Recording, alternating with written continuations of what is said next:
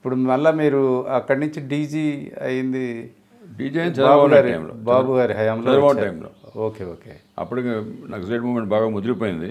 ఆ, police station attack చేయడం, కానిస్టేబుల్ని చంపేయడం, ఇవన్నీ అవుతుండేవి. అవును. మెయిన్ రోడ్స్ మీద కూడా మందుపాత్రలు పెట్టడం, వరంగల్ రోడ్డు ఇలాంటి మెయిన్ రోడ్డు. అవునండి అవును. సో అప్పుడు ఈయన అనుకున్నాడు, ఇతను కొంత ఆ ఏరియాస్లో కొంత అవగాహన ఉంది, ప్లస్ ఈయన కొంచెం ఇంకా 5 years సర్వీస్ కూడా ఉంది. ఈయన చేస్తే డిపార్ట్మెంట్ కూడా సీరియస్గా తీసుకుంటారు. అవును. ఇప్పుడు 2 సంవత్సరాల సర్వీస్ ఉన్నాను తీసుకున్నాను అనుకో, అవునండి. తీసుకుంటే వాడు అర్థమయ్యేటప్పటికి ఒక హాఫ్ నెల అయిపోద్ది. అవును. తర్వాత ఒక 6 నెలలు పనిచేసినప్పటికి ఈయనకి రిటైర్ అయిపోతాడులే అని మూడ్లోకి వచ్చేస్తారు అందరూ. అవును. సీరియస్గా తీసుకోవడం. ఇది నాకు చెప్పిన విషయం, ఆయన చెప్పింది. అవునవును. అందుకు I'm selecting you and you have some background ఈ మూమెంట్ అంటే అవును. అని నా మీద కొంతమంది సీనియర్స్ ఉంటే కూడా వాళ్ళని ఓవర్లుక్ చేసి నన్ను తీసుకున్నాడు. Okay okay.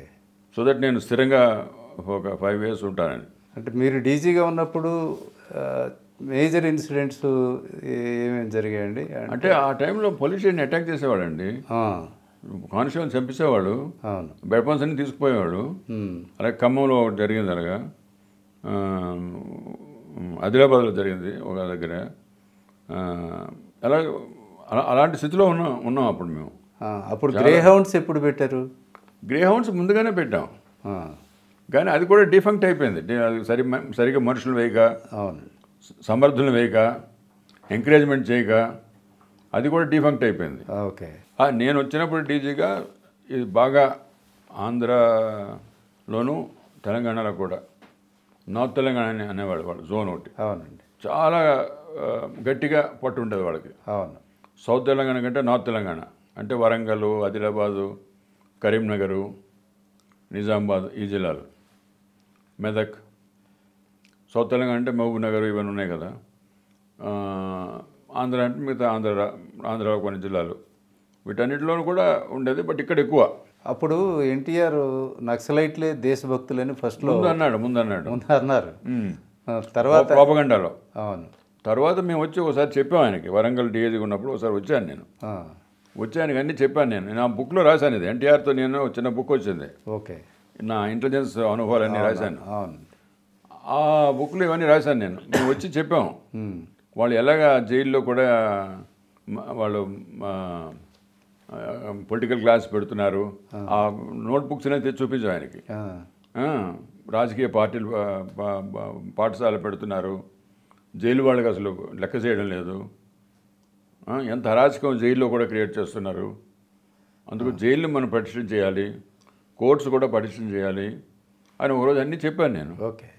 చెప్తే ఆయన బాగా విని, నువ్వు సెక్రటరీ రా, నేను వెళ్తాను 11 గంటలకి, మీకు ఏం కావాలో అన్నీ రాసుకుంటానంటే నేను ఇచ్చేస్తాను అన్నాడు.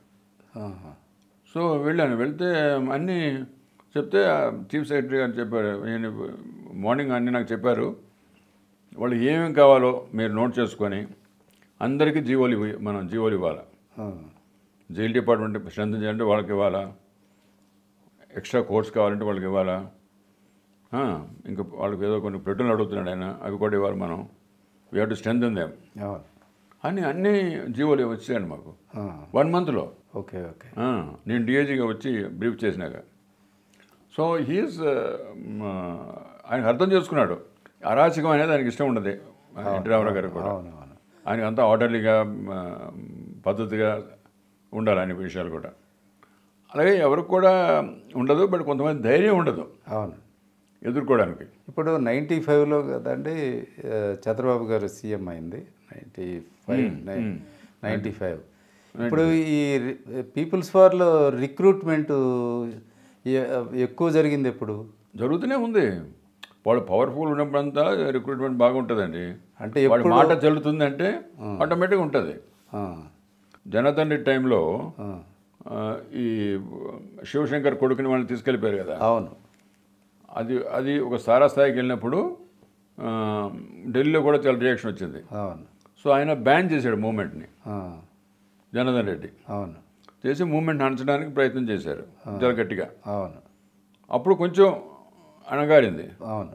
కానీ ఇది ఏమవుతుందంటే ప్రభుత్వం మారేటప్పటికి మళ్ళా కొన్ని దృక్పథాలు వల్ల మారిపోతుంటాయి. మారిపోయేటప్పుడు వాడు బాధపడతాడు. అదే అసలు ఆయుధాలు ఇంత ఆయుధాలు, సోఫిస్టికేటెడ్ వెపన్స్, తర్వాత అసలు అక్కడక్కడ ఫ్యాక్టరీలే వాళ్ళ ఈ ఫ్యాక్టరీ బయటపడ్డాయని చెప్తుంటారు. మరి ఫ్యాక్టరీలు కాదు, కొన్ని స్పేర్ పార్ట్స్ అవి తయారు చేస్తుండేవాళ్ళు. బట్ కొన్ని ఇవన్నీ ఎక్కువగా నార్త్ ఇండియా నుంచి అక్కడ నుంచి వచ్చేవండి. బీహారు, యూపీ అక్కడ నుంచే ఈ వెపన్స్ అన్నీ వచ్చేవి. ఓకే. ఎక్కువ వాళ్ళు ప్రొక్యూర్మెంట్ చాలా చోట్ల చేసేవాడు వాళ్ళు. సో ఆ విధంగా ఉండేది. ప్రజలకి, ప్రభుత్వానికి, అందరికీ భయం పట్టుకుంది వాళ్ళంటే. వాళ్ళ జోలికి పోకూడదు. తెలంగాణ లీడర్స్ కూడా పాపం ఎక్కడ ఏమైపోతామో అర్ధరాత్రి వచ్చి వాడు తలుపు కొడతాడు. విలేజ్లో మీరు పడుకుంటే మీకు బయట రమ్మంటారు. విలేజర్స్ అందరూ చేరతాగానే ఎవడు మాట్లాడటం, బయటికి తీసుకెళ్ళిపోతారు ఎక్కడికో. కొంతసేపటికి ఒక బుల్లెట్ శబ్దం వినబడుతుంది. వాళ్ళు ఏదో స్లోగన్స్ అరుచుకొని వెళ్ళిపోతారు. విలేజెస్ వెళ్ళేటప్పటికి డెడ్ బాడీ ఉంటుంది. ఇక ప్రతివాడికి భయం కదండి అలాంటి వాతావరణంలో మెలగడం అంటే, రాజకీయ నాయుడు కానీ ఎవరికి కానీ. అవును. అది చంద్రబాబు నాయుడు చాలా జాగ్రత్తగా వాళ్ళందరినీ దారిలో తీసుకొచ్చి వాళ్ళకి కూడా చెప్పి మన డెవలప్మెంట్ ఉండదు. వాళ్ళు ఎన్నికల బహిష్కరణ కాల్ ఇచ్చినప్పుడు ఎన్నికలు జరిపారు. అప్పుడు చాలా పెద్ద ఎఫెక్ట్ లేదు. అదేనండి, అప్పుడు చాలా టఫ్గా జరిగింది. చాలా ప్రికాషన్స్ తీసుకున్నాం ఆ రోజుల్లో.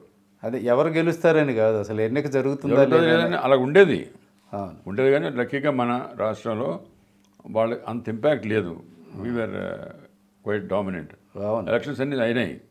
వేరే ఛత్తీస్గఢ్లో అక్కడ ఈ బాయ్కాట్ కాల్లో కొన్ని ఊర్లో అయితే 4-5 ఓట్ల కంటే ఎక్కువ పడేవి కావు అప్పుడు ఆ రోజుల్లో. బట్ మనకు అంత దీనిగా లేదు. బట్ డెఫినెట్లీ వాళ్ళ ఇన్ఫ్లుయెన్స్ ఉంటుంది. అంటే ఈ రాజకీయ నాయకులు కూడా కొంతమంది లోపాయకారిని వాళ్ళతో సంబంధాలు పెట్టుకొని వాళ్ళకు కూడా చేసుకునే వాళ్ళు ఉన్నారు. సో దట్ మనకు ఓట్లు వస్తాయని. ఈ ల్యాండ్ మైన్స్ ఎక్కడంటే అక్కడ హైవేల మీద పెట్టేసి చాలా అవుతుండే. Land mine is the biggest weapon వాళ్ళకి. అవును. Because you cannot fight a land mine. అవునండి.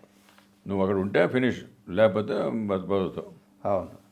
సో ల్యాండ్ మైన్స్ పెద్ద ఇది. తర్వాత ఊర్లు వాళ్ళకి ఇప్పుడు వాళ్ళు పోలీస్ స్టేషన్ అటాక్ చేసి మా వాళ్ళని చంపేశారనుకోండి, పబ్లిక్ పర్సెప్షన్ ఎలా ఉంటుంది? పోలీస్ కంటే వీళ్ళు పవర్ఫుల్. సో పోలీస్కి మనం ఏదో ఇన్ఫర్మేషన్ ఇవ్వాలన్నా, మాట్లాడాలన్నా భయం ఉంటుంది కదా నాకు. అవును. వాళ్ళతో ఉంటేనే నేను సేఫ్. అవును. అంటే యూ ప్లే సేఫ్. అవును. ఎందుకు ఈ గొడవ అని. అవును. అలాగ ఉండేది ఎక్కువ వాళ్ళకి, జనానికి. అవును. అది మెల్లగా మేము మార్చగలిసాం ఒక 2 yearsలో. అవును. మెల్లమెల్లగా మా ట్రైనింగ్ ఇచ్చి, మా ఇన్ఫార్మెంట్స్ పెట్టి, ఇది పెట్టి, వాళ్ళ ఇన్ఫర్మేషన్ తీసుకొని మేము దళాలని అటాక్ చేసి, దళాన్ని రెగ్యులర్ ఎన్కౌంటర్స్లో మా వాళ్ళు కొందరు చనిపోయేవాళ్ళు, వాళ్ళు చనిపోయేవాళ్ళు. అలాగా చేసి కొన్నాళ్ళకి 2-2.5 సంవత్సరాలకి మా ఆధిపత్యం మొదలైంది. మా వాళ్ళు కొట్టడం, వాళ్ళు చనిపోవడం, అవన్నీ బాగా అయినాయి. అవునవును. అండ్ నేను అన్నీ ట్రాన్స్పరెంట్ చెప్పేవాడిని. ఎక్కడ ఏ ఇన్ఫర్మేషన్ జరిగినా లోకల్ ప్రెస్ చెప్పండి. అవును. లోకల్ ప్రెస్ వెళ్ళి చూడాలి అది. అవును. లేకపోతే ఇక్కడ కూర్చొని అది బోగస్ ఎన్కౌంటర్ అని ఇలాంటి మాటలు ఆడకూడదు. అవును. అది వెళ్ళి చూస్తే నీకు తెలుస్తుంది అది ఎటువంటి పరిస్థితుల్లో ఎన్కౌంటర్ అయింది, ఎంతమంది చనిపోయారు, మా వాళ్ళకి ఏమి దెబ్బలు తెలియదు, అన్నీ నీకు అక్కడ కనబడుతుంది కదా. సో మా ఎస్పీలు రెగ్యులర్గా చెప్పేవాడిని, ఏ ఎన్కౌంటర్ ఎప్పుడు జరిగినా ఇన్ఫార్మ్ లోకల్ ప్రెస్. అవును. లొకేషన్ కూడా చెప్పండి, వాడు వెళ్ళాలంటే ఒక వెహికల్ ఇవ్వండి, మన ఏది దాయక్కర్లేదని అనేవాడిని. అసలు మన స్టేట్లో తెలుగు రాష్ట్రాల్లో నక్సల్బరీ ఉద్యమం పుట్టింది శ్రీకాకుళం జిల్లాలోనే కదండి. శ్రీకాకుళం, విశాఖపట్నం. మీరు అక్కడే పుట్టారు కదా, మీకు అసలు ఎప్పుడు తెలిసింది అసలు ఈ నక్సల్బరీ ఉద్యమం గురించి? ఎప్పటి నుంచో తెలుసు మాకు. నేను డ్యూటీ జాయిన్ అయిన నుంచే ఉంది ఇది. అంటే బాల్యంలో కూడా తెలుసా? లేదు, బాల్యం లేదు అప్పటికి లేదు. 67 నుంచే ఇది ఉంది. 67, 68. ఓకే. ఓకే. మెడ్రాస్ కలకత్తా నుంచి వాళ్ళు చారు మజుందార్ వాళ్ళు వచ్చి రావడం, శ్రీకాకుళం. ఇక్కడ చౌదరి తేజేశ్వరరావు, వెంపటం సత్యం, వీళ్ళు లీడర్స్ ఇక్కడ. అప్పుడు ఇదంతా మూవ్మెంట్ అవడం, ఇవన్నీ చిక్కోలు యుద్ధం అని అంటారు వాళ్ళు. అవునవును. అదొక చాప్టర్ వాళ్ళకి. అప్పుడు అలా మొదలైంది అది. అప్పుడు వింటుండే వాళ్ళం, కానీ నాకు పెద్దగా అవగాహన లేదు అప్పుడు. అంటే ఎవరైనా పెద్ద నాయకులు లొంగుబాటు అవ్వడానికి మిమ్మల్ని అప్రోచ్ అయ్యారండి? ఇప్పుడు సీతారామయ్య గారు కానీ వీళ్ళందరూ మీ హయాంలో సీతారామే రాలేదు, బట్ మిగతా సెంట్రల్ మెంబర్స్ వీళ్ళందరూ సరెండర్ అయ్యారు కదా. అవును, చాలామంది సరెండర్ అయ్యారు. Okay okay. వాళ్ళ మీద ఉన్న రివార్డు వాళ్ళకే ఇచ్చేస్తామన్నాము. అవును, అంటే సీఎం చెప్తే సీఎం ఒప్పుకున్నాడు. ఆ, సో సరెండర్ పాలసీ అని ఒకటి పెట్టాం. ఓకే. అంటే ముందు మాకు ఫీల్డ్లో సక్సెస్ వచ్చినాక ఇవి పెట్టాం. అదేనండి. ఎందుకంటే ఫీల్డ్లో సక్సెస్ వచ్చి దళంస్ కొట్టినప్పుడు అవునండి. వాళ్ళు మిగిలిన బ్రతికిన వాళ్ళు కూడా మన పరిస్థితి కూడా రేపు పొద్దున్న అవుద్దేమో, మనం ఇంక ఈ ఎన్నాళ్ళు ఉంటాం ఈ బాధల్లో, బయటికి వెళ్ళిపోదని ఉంటుంది వాళ్ళకి. అవును. కానీ వాడికి ఏంటి మనసులో ఉంటుంది, బయటకు వెళ్తే పోలీసు అరెస్ట్ చేస్తారని. అవును. అరెస్ట్ చేయము, మీ బ్రతుకు మీరు బ్రతకండి, నీకేమైనా రివార్డింగ్ ఉంటే నీ తల మీద ఆ డబ్బు కూడా నీకు ఇచ్చేస్తాం. Okay okay. నువ్వు నీ బ్రతుకు ఓకే. మేమైతే హరాస్ చేయం, నువ్వు మాకు ఏం ఇన్ఫర్మేషన్ చెప్పక్కర్లేదు అవును అని ఒక పాలసీ లాగా గవర్నమెంట్ నుంచి అవును సీఎం గారు అడిగితే ఒప్పుకున్నారు. అంటే మీరు ఏ లైన్ తీసుకునేవారండి? అంటే మీరు లొంగుబాట్లని సపోర్ట్ చేసేవారా, ఎన్కౌంటర్ల వైపు? ఎన్కౌంటర్ లేకపోతే లొంగుబాటు ఉంటుందండి. ఉమ్. మేము వాళ్ళ మీద ఆధిపత్యం ఉంటేనే మిగిలిన వాళ్ళు లొంగుతారు. ఉమ్. వాళ్ళది ఆధిపత్యం ఉన్నప్పుడు ఎందుకు లొంగుతాడండి వాడు? అవును. వాడు పై చేయిలో ఉన్నప్పుడు అవును. వాడు ఇంకా రెచ్చిపోతాడు వాడు. అవునవును. మాకు ఎప్పుడైతే ఒక సక్సెస్ అయ్యాము, మేము అప్పర్ హ్యాండ్లో ఉంటాం, చాలా దళంలో కొట్టాము. అవును. చాలా దళం, సో చాలామంది సరెండర్ అవ్వడానికి మొదలెట్టారు. అవునండి. ఇప్పుడు ఛత్తీస్గఢ్లో కూడా అక్కడ చాలామంది సరెండర్ అవుతున్నారు. ఎందుకు? వాళ్ళు సక్సెస్ వచ్చినాక వీళ్ళు సరెండర్ అవుతున్నారు. అవును. అంతకుముందు అవ్వలేదు కదా. అవును. సో సరెండర్కి మనం ఎంకరేజ్ చేయాలి మళ్ళీ వాళ్ళటప్పుడు. అవును. వాళ్ళకి బాధ పెట్టకూడదు. సో చాలామంది భయపడుతుండేవాళ్ళు. అవునండి. బట్ వాళ్ళని వదిలేసినాక ఫీల్డ్లో మాకు పాలసీగా వాడు వచ్చినాక వాడి డబ్బు వాడికి ఇచ్చేసి వాడు వదిలేయాలి. వాడు తిరుగుతుంటే గ్రామాల్లో ఫ్రీగా ఆ మెసేజ్ వాళ్ళకి వెళ్తుంది, ఓ మన సరెండర్ అయినా మనకేం అవడం లేదని. అలా కొంతమంది చాలా క్రూరులు, district committee secretary, politburo secretary అలాంటి వాళ్ళు కూడా సరెండర్ అయిపోయారు. అవునండి. కానీ వాళ్ళకి మేమేం ఆర్డర్ పెట్టలేదు. అవునండి. బికాజ్ పాలసీ కింద వచ్చారు, వాళ్ళ పనులు వాళ్ళు చేసుకుంటున్నారు. అవును. దాని ఎఫెక్ట్ మిగతా వాళ్ళ మీద పడింది. ఓహో మనకేం అల్లరి పెట్టడం లేదు పోలీసు, మనం కూడా సరెండర్ అయిపోవచ్చు అని. అందుకు చాలామంది సరెండర్ అయిపోయారు. అప్పుడు ఆరంభంలో ఎక్కువగా ఆర్ఈసీ నుంచి ఎక్కువ విద్యా సంస్థల నుంచి వచ్చారండి. ఎక్కువ మంది యూనివర్సిటీలో చదివేవాళ్ళు వీళ్ళు దళాల్లోకి వెళ్ళిపోయారు నాయకులు. తర్వాత రాను కాంట్బట్ పరిస్థితుల్లో చేరిన వాళ్ళు కూడా ఎక్కువ, అంటే తప్పనిసరి పరిస్థితుల్లో వాళ్ళు బలపడడం వల్ల చేరిన వాళ్ళు వీళ్ళ సంఖ్య కూడా ఎక్కువైంది. బాగైంది. అవునండి. గ్రామాల్లో తగులు పడి వెళ్ళిపోయిన వాళ్ళు. అవునండి. అంటే మీకు సరెండర్ అయినప్పుడు లేదా మీకు దొరికినప్పుడు ఇలాంటి అనుభవాలు వాళ్ళు చెప్పే పరిస్థితులు, మీకు అనుభవాలు ఏమిటుంటాయి? అంటే వాళ్ళు ఇదే చెప్పేవాళ్ళండి. అంటే క్షణ ఉద్రేకంలో ఇంట్లో ఏదో గొడవ ఎవరితో పడి ఆ ఉద్రేకంలో వెళ్ళిపోయేవాడు వాళ్ళు. వెళ్ళిపోయినాక అక్కడ కూడా అదేంటి చాలా కష్టమైన జీవితం. అవును. రోజుకు ఒక దగ్గర పడుకోవాలి, ఎప్పుడు ఎవడొస్తాడో తెలీదు. అవును. ఏదో భోజనం దొరుకుతుంది, ఒక రోజు భోజనం దొరకపోవచ్చు. అవును. కష్టమైన జీవితం అది కూడా. అవును. ఎప్పుడైతే మా ఎన్కౌంటర్స్ ఎక్కువైనాయో వాళ్ళు భయపడిపోయి ఇంకా సరెండర్ అవ్వడం మొదలెట్టారు.